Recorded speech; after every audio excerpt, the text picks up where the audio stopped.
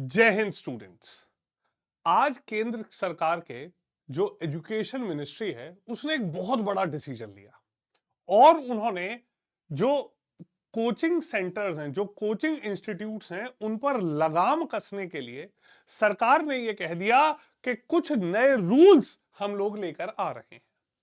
अब ऐसी क्या जरूरत आन पड़ी सरकार के आगे, जहां पर सरकार को यह जो अनऑर्गेनाइज्ड सेक्टर था एजुकेशन का, ठीक, इसके साथ साथ आप ये देख सकते हैं कि इसमें इससे पहले भी काफी बार डिमांड उठ चुकी है कि इसे रेगुलेट किया जाना चाहिए।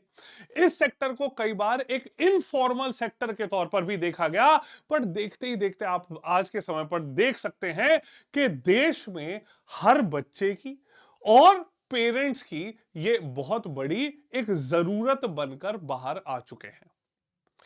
कई काफी जगह कारण ये देखा गया कि ये जो आज के समय पर कॉम्पिटिटिव एनवायरनमेंट बढ़ता जा रहा है, इसमें कोचिंग सेंटर्स ने एक बहुत बड़ा रोल प्ले करा है स्टूडेंट्स की तैयारी करने में, और उनके जो मन माफिक उनके जो कोर्सेज हैं, जो मन माफिक नौकरियां हैं, और जो कैंडिडेट्स की और उनके पेरेंट्स की इच्छाएं हैं, उन्हें पूरा करने में कोचिंग सेंटर्स ने एक बहुत बड़ा रोल प्ले किया है। पर क्या ऐसा हुआ कि सरकार को यह कदम उठाने पड़ गए?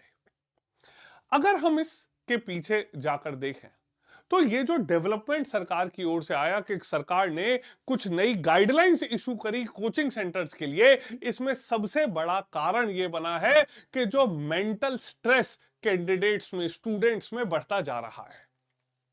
काफी बार खबरें जो हैं आती रहती हैं देश के अलग अलग कोनों से। प्राइमरीली हम कई बार सुनते हैं कि राजस्थान में जो कोटा है, जो आज के समय पर क्लास 12th के बाद आईआईटी, जेई और नीट जैसे कॉम्पिटिटिव एग्जाम्स का एक बहुत बड़ा गढ़ बनकर उभरा है काफी समय पर, वहां पर मेंटल हेल्थ का भी एक एपिडेमिक बनकर सामने आ चुका है। ठीक है, आप ये देख सकते हैं कि ऐसी जगहों पर स्ट्रेस एक महामारी के तौर पर बढ़ता जा रहा है, और स्टूडेंट्स के बीच में जो स्टडी प्रेशर है, कॉम्पिटिटिव एग्जाम्स की जो रिक्वायरमेंट है, वहां पर पढ़ने का जो एक प्रेशर है, वो कहीं ना कहीं स्टूडेंट्स के ऊपर बहुत ज्यादा हावी हो चुका है। सरकारी रिपोर्ट के अनुसार 2023 में कोटा में 26 स्टूडेंट्स ने सुसाइड करी थी। ठीक, इंडिया का एक लीडिंग कोचिंग हब होने के साथ साथ, जहां पर आप ये देख सकते हैं कि तकरीबन 2-2.25 लाख बच्चे जेई और नीट की तैयारी करते हैं, वहां पर 2023 में जहां 26 बच्चों ने सुसाइड करी थी, सरकारी आंकड़ों के हिसाब से 2022 में तकरीबन 15 बच्चों ने वहां पर सुसाइड की थी। तो अब जो नेशनल क्राइम रिकॉर्ड्स ब्यूरो है, ठीक है, उसकी लेटेस्ट रिपोर्ट के अनुसार आप यहां पर देख सकते हैं कि पिछले काफी समय में तकरीबन 13,000 से भी ज्यादा बच्चे जो है study related stress, study related pressure के तहत अभी तक सुसाइड कर चुके हैं। और मेंटल हेल्थ एक्सपर्ट्स जो है, उनका मानना है कि जो एक कॉम्पिटिटिव स्ट्रेस है, जो एकेडमिक स्ट्रेस है, और जो साथ के साथ जो बच्चे हैं, एक जो पीयर प्रेशर है, उनके बीच में ये स्ट्रेस इतना ज्यादा हो चुका है कि अब सरकार को ही इंटरफेयर करने की जरूरत आन पड़ी, और यहां पर एक फ्रेमवर्क जो था वो तय कर दिया गया, एक फ्रेमवर्क बना दिया गया है सरकार के द्वारा। ठीक, यहां पर आप ये देखेंगे कि एजुकेशन मिनिस्ट्री की वेबसाइट पर जाकर भी आप ये एक्सेस कर सकते हैं। एजुकेशन मिनिस्ट्री ने ये जो रिपोर्ट है वो निकाली है, guidelines for regulation of coaching centre 2024। Clear? अब ये जो सरकार के द्वारा गाइडलाइंस लाई गई हैं, ठीक है, ये मेजरली 5 पॉइंट पर कवर करती हैं कोचिंग सेंटर्स के रेगुलेशन को। ठीक, कोचिंग सेंटर्स को किस प्रकार से रेगुलेट किया जाना चाहिए, उनके ऊपर ये मिनिस्ट्री ऑफ एजुकेशन जो है, उन्होंने ये गाइडलाइंस पेश करी है। कोचिंग सेंटर्स के तहत एक स्टैंडर्डाइजेशन किया जाना जो है वो मेन एम है, ताकि स्टूडेंट्स का जो सुपरविजन है उसे बढ़ाया जा सके, स्टडी प्रोग्राम्स को सपोर्ट किया जा सके, और स्टूडेंट्स को कॉम्पिटिटिव एग्जाम्स और एकेडमिक्स जो है उसमें हर प्रकार के स्ट्रेस से बाहर निकाला जा सके। क्लियर? तो इन सभी चीजों को ध्यान में रखते हुए सरकार के द्वारा ये जो गाइडलाइंस हैं ये लाई गई हैं, और एजुकेशन मिनिस्ट्री के द्वारा ये तय कर दी गई है। ठीक है, अब ये जो गाइडलाइंस रिलीज की गई है, जैसा मैंने बताया कि एक स्टूडेंट सुपरविजन को इंप्रूव करना इनका मेन एम है। ठीक है, और यहां पर सरकार का ये मानना है कि स्टैंडर्ड्स के हिसाब से जो कोचिंग इंस्टीट्यूट्स हैं, या किसी भी प्रकार की ऐसी जो फैसिलिटीज चलाई जा रही हैं, ठीक है, वो भी स्टैंडर्डाइज्ड हो और वहां पर भी एक क्वालिटी एजुकेशन और क्वालिटी स्टैंडर्ड्स जो है उन्हें फॉलो किया जाना चाहिए, ठीक है। इसके साथ साथ आप यहां पर देख सकते हैं कि ये जो एकेडमिक सपोर्ट देते हैं कोचिंग सेंटर स्टूडेंट्स को कॉलेजेस में यूनिवर्सिटी लेवल में, ठीक है, अगर किसी भी जगह 50 से ज्यादा स्टूडेंट्स हैं तो इन सभी फ्रेमवर्क्स को, इन सभी गाइडलाइंस को फॉलो किया जाना उनके द्वारा काफी ज्यादा आवश्यक है, ठीक है। यहां पर सरकार का कहना है कि रजिस्ट्रेशन ऑफ कोचिंग सेंटर्स जो हैं इनके लिए फ्रेमवर्क निकाला गया है इसमें, ठीक। उसके साथ साथ स्टूडेंट एनरोलमेंट और फीस स्ट्रक्चर जो है उसके ऊपर भी यहां पर गाइडलाइंस निकाली गई हैं। Complaint system and exit policy for students, इसके ऊपर भी गाइडलाइंस निकाली गई हैं। Basic infrastructure and limited study hours and penalty for violations, clear. तो मेजरली इन 5 पैरामीटर्स को सरकार ने कवर किया है और इन्हीं के तहत एक रूपरेखा, एक गाइडलाइंस जो है वो तय कर दी गई है, ठीक है। अब सबसे पहले यहां पर आता है registration of coaching centres. Coaching centres का जो रजिस्ट्रेशन है वो किस प्रकार से किया जाएगा, ठीक है, और कोचिंग सेंटर्स को अब अप्लाई करना पड़ेगा जो लोकल कॉम्पिटेंट अथॉरिटीज हैं उनके तहत, ठीक है, और किन आधारों को ध्यान में रखते हुए अब रजिस्ट्रेशन किया जाएगा ये भी देख लेते हैं। सबसे पहले आप यहां पर देखेंगे कि कोई भी कोचिंग सेंटर जो है वो किसी भी ऐसे टीचर को पढ़ाने के लिए नहीं रख सकता जिसकी एजुकेशनल क्वालिफिकेशन ग्रेजुएशन से कम हो, क्लियर। तो ग्रेजुएट से नीचे का कोई भी जो टीचर है वो अब किसी भी कोचिंग सेंटर में नहीं पढ़ा सकता, ठीक। इसके अलावा दूसरा, कोई भी कोचिंग इंस्टीट्यूट कोई मिसलीडिंग प्रॉमिस नहीं कर सकता या फिर रैंक्स की गारंटी या गुड मार्क्स की गारंटी पेरेंट्स या स्टूडेंट्स को नहीं कर सकता जिस प्रकार से उन्हें अपनी तरफ अट्रैक्ट किया जा सके, क्लियर।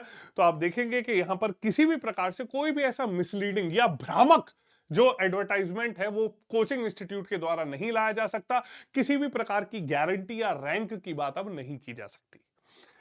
अगली ही चीज, कोई भी कोचिंग इंस्टीट्यूट जो है वो 16 साल से छोटे बच्चे को अपने यहां एनरोल नहीं करा सकता। ये सबसे बड़ा एक पॉइंट जो है वो लाया गया है। Enrolment of any student below 16 years of age is strictly prohibited. Student enrolment should only occur after the secondary school examination, clear. तो क्लास 12th के जब एग्जाम खत्म हो चुके हैं उसके बाद ही सिर्फ बच्चा यहां पर एनरोल कर सकता है। Next, publish or be involved in publication of any misleading advertisement related to claims directly or indirectly regarding the quality of coaching facilities offered or the results obtained by the coaching center or its students, clear। तो कई बार आप लोग देखते हैं कि बहुत ऐसे misleading ads आते हैं। आप देखते हैं कि एक ही बच्चे को काफी कोचिंग सेंटर्स जो हैं वो क्लेम कर लेते हैं, ठीक है। तो उसकी वजह से एक जो हेल्दी कॉम्पिटिटिव प्रैक्टिसेस या एक जो हेल्दी गाइडेंस है वो एक्चुअल एस्पिरेंट को नहीं मिल पाती। तो यहां पर सरकार ने ये एक बहुत अच्छा कदम उठाया है कि किसी भी प्रकार से उन्हें रेगुलेट किया जा रहा है कि आप इस तरीके से मिसलीड नहीं कर सकते कैंडिडेट्स, स्टूडेंट्स और उनके पेरेंट्स को। अगला, be registered if it has less than the minimum space requirement पर स्टूडेंट, क्लियर। अगर किसी भी प्रकार से यहां पर कोई भी कोचिंग सेंटर जो है, ठीक है, रिक्वायर्ड स्पेस से कम उसके पास जगह है, ठीक है, तो वो ज्यादा स्टूडेंट्स को एनरोल नहीं कर सकता और अगर करता है तो उसके ऊपर भी कार्रवाई यहां पर की जाएगी, क्लियर। ओके, तो ये कुछ बहुत जरूरी कदम जो है वो उठाए गए हैं regarding the registration of coaching institutes, clear. तो कोचिंग इंस्टीट्यूट्स के रजिस्ट्रेशन के ऊपर ये कदम उठाया गया। अगला अगर हम देखते हैं तो अभी तक हमने देखा रजिस्ट्रेशन ऑफ कोचिंग सेंटर्स के बारे में, हमने काफी चीजें पढ़ी। नेक्स्ट अगर देखा जाए तो आता है student enrolment and fee structure, clear. Now this is again a very very important चीज, क्लियर। स्टूडेंट एनरोलमेंट, तो इसमें पहला पॉइंट तो यही रखा गया है कि 16 साल से छोटे बच्चे को, ठीक है, किसी भी प्रकार से एनरोल नहीं किया जा सकता। जब तक बच्चे की क्लास 12th नहीं हो जाती उसे एनरोल नहीं कर सकते, क्लियर। कोई भी यहां पर जो फीस ली जाएगी, ठीक है, वो अनजस्टिफाइड फी स्ट्रक्चर नहीं होगा, ठीक है, वो रीजनेबल होगा, वो जस्टिफाइड होगा और डिटेल्ड रिसीट यहां पर प्रोवाइड कराई जाएगी, क्लियर। प्रोस्पेक्टस कोचिंग इंस्टीट्यूट को बताना है और यहां पर क्लियरली बताना है कोर्स क्या है, ड्यूरेशन क्या है, डेली क्लासेस की क्या ड्यूरेशन है, ट्यूटोरियल्स क्या है, अगर हॉस्टल फैसिलिटीज है तो उसकी क्या फीस है, एग्जिट पॉलिसी क्या है, और रिफंड का प्रोसीजर भी बताया जाना यहां पर बहुत आवश्यक है। क्लियर? आप देखते हैं कि रिफंड के नाम पर स्टूडेंट्स का कई बार एक्सप्लॉयटेशन किया जाता है, तो ये सभी चीजें खत्म की जा रही हैं। क्लियर? एक प्रॉपर कंप्लेंट मैकेनिज्म जो है ये एस्टेब्लिश किया जाना बहुत जरूरी है। ठीक है, तो एक प्रॉपर कंप्लेंट मैकेनिज्म होना चाहिए। ठीक है, जो जहां पर स्टूडेंट्स जाकर अपनी कंप्लेंट फाइल कर सकें। ठीक है, तो यहां पर स्टूडेंट्स, पेरेंट्स, ट्यूटर्स, एम्प्लॉयज, इन सभी के लिए रखा जाना चाहिए। ठीक है, और यहां पर आप ये देख सकते हैं कि additionally coaching centres can also file complaints against students और देयर पेरेंट्स। क्लियर? तो ऐसा नहीं है कि सिर्फ वन वे यहां पर डिसीजन मेकिंग है, कोचिंग सेंटर्स को भी यहां पर विक्टिमाइज होने से बचाया जा रहा है। क्या किसी भी कंप्लेंट की स्थिति में यहां पर जो कॉम्पिटेंट अथॉरिटी है वो इंक्वायरी करेगी, और इंक्वायरी करने के बाद यहां पर देख सकते हैं कि ये खास तौर पर कहा गया है कि कंप्लेंट्स की जो इंक्वायरी है ये विद इन 30 डेज खत्म कर दी जाएगी। क्लियर? तो जो रिजल्ट है वो सुना दिया जाएगा। क्लियर? अब एग्जिट पॉलिसी के तहत कई बार स्टूडेंट्स बीच में ही कोर्स छोड़ देते हैं। ठीक है, तो यहां पर आप ये देख सकते हैं कि मिड कोर्स विड्रॉल अगर होते हैं, क्लियर, तो प्रो रेटा बेसिस पर रिफंड किया जाएगा with in 10 days. Clear? Student अगर छोड़ता है तो कोई कोचिंग इंस्टीट्यूट उन्हें बहुत लंबे समय तक उन्हें लटका नहीं सकते। क्लियर? और छोड़ने के बाद 10 दिनों के अंदर उन्हें रिफंड करना पड़ेगा। क्लियर? और प्रोरेटा बेसिस पर क्या एग्जिट पॉलिसी है ये पहले एडवांस में बतानी पड़ेगी। क्लियर?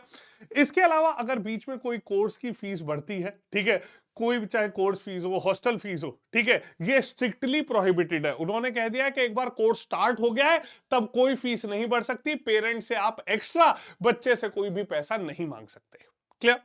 इसके बाद बोला गया है basics infrastructure and limited study hours. Clear?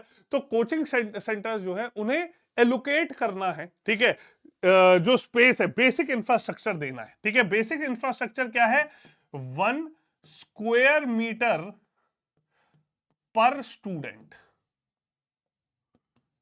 ठीक है, 1 स्क्वायर मीटर जगह जो है, ठीक है, 1 मीटर बाय 1 मीटर की जो स्पेस है वो हर बच्चे के लिए वहां पर देनी जरूरी है। क्लियर? फायर सेफ्टी कंप्लायंस होना चाहिए, बिल्डिंग्स के जो कोड्स हैं वो होने चाहिए। Fire and building safety certificate जो है वो मैंडेटरी है। क्लियर? इसके अलावा वेंटिलेशन हो, इलेक्ट्रिफिकेशन हो, प्रॉपर लाइटिंग हो, सिक्योरिटी मेजर लिए गए हो, सीसीटीवी कैमरास हो, फर्स्ट एड किट हो, और इमीडिएट मेडिकल असिस्टेंस भी प्रोवाइड कराना यहां पर आवश्यक है। क्लियर? इसके साथ साथ आप देख सकते हैं कि एक खास चीज यहां पर यह बताई गई है कि जो कोचिंग आवर्स है, ठीक है, वो बच्चे के रेगुलर जो स्कूल स्टडी आवर्स है उनसे ओवरलैप नहीं होने चाहिए। ठीक है, तो आप ऐसा नहीं है कि बच्चे को किसी प्रकार से प्रेशराइज करके बच्चा जो फॉर्मल एजुकेशन है उसे यहां पर छोड़ के और आपके पास आ रहा है। क्लियर? इसके साथ साथ सबसे जरूरी चीज बोली गई है, स्टूडेंट्स और टीचर्स दोनों को कंपलसरी वीक ऑफ्स देना अब कंपलसरी हो चुका है। ठीक है, और एक healthy student teacher ratio maintain करना भी आवश्यक है। ऐसा नहीं है कि एक टीचर हो और हजारों आप वहां पर सौयों बच्चे वहां पर बैठा दिए जाए। क्लियर? नेक्स्ट डाला गया है पेनल्टी फॉर वायलेशंस। क्लियर? किसी भी प्रकार से अगर कोचिंग इंस्टीट्यूट इन पैरामीटर्स को फॉलो नहीं करता है, ठीक है, टर्म्स एंड कंडीशन को वायलेट करता है, तो पहले इंस्टेंस पर यहां पर जो पेनल्टी है दैट इज ₹25,000। क्लियर? पहले इंस्टेंस पर 25,000 यहां पर जो फीस है वो पेनल्टी है वो रखी गई है। क्लियर? सेकंड इंस्टेंस पर जो पेनल्टी है दैट इज ₹1,00,000। ठीक है, 1,00,000 रुपए यहां पर पेनल्टी रखी गई है। क्लियर? और इसके बाद अगर रिपीट होता है तो कोचिंग सेंटर का रजिस्ट्रेशन भी कैंसिल कर दिया जाएगा। क्लियर? तो आप ये देख सकते हैं कि guidelines for regulation of coaching centre 2014 जो लाया गया है, ठीक है, वो काफी हद तक जो अनरेगुलेटेड कोचिंग सेंटर्स हैं उन्हें रेगुलेट करने की ओर एक कदम उठाया गया है, और यहां पर जो सुपरविजन है वो गवर्नमेंट के द्वारा किया जा रहा है। तो आप लोगों को अगर ये वीडियो अच्छा लगा हो तो लाइक कीजिए, और मुझे कमेंट सेक्शन में बताइए कि आपको ये जो रेगुलेशन लाया गया है वो कितना सेटिस्फैक्टरी और कितना सक्सेसफुल लग रहा है। कमेंट सेक्शन में बताइए कि क्या इसकी क्या जरूरत थी, और एक और चीज बताइए कि क्या टारगेट स्टूडेंट्स को ध्यान में रखते हुए ये गाइडलाइंस लाई गई हैं। क्लियर? सो आई होप आपको ये सेशन अच्छा लगा होगा, आपको ये वीडियो अच्छी लगी होगी। अच्छी लगी है तो लाइक कीजिए और अपने फ्रेंड्स के साथ शेयर कीजिए, और हमारे साथ हमारे जो यूट्यूब चैनल है, ठीक है, Embibe achieve defence CDS AFCAT CAPF and SSB interviews, और Embibe achieve defence NDA Agniveer और एसएसबी इंटरव्यूज के यूट्यूब चैनल पर जुड़िए, जहां पर फ्री कोर्सेज आपके लिए चल रहे हैं for your upcoming competitive examinations. Clear? So I hope you would have liked the session. So we'll see you all in the next session. Jai Hind. Keep imbibing. We believe in you.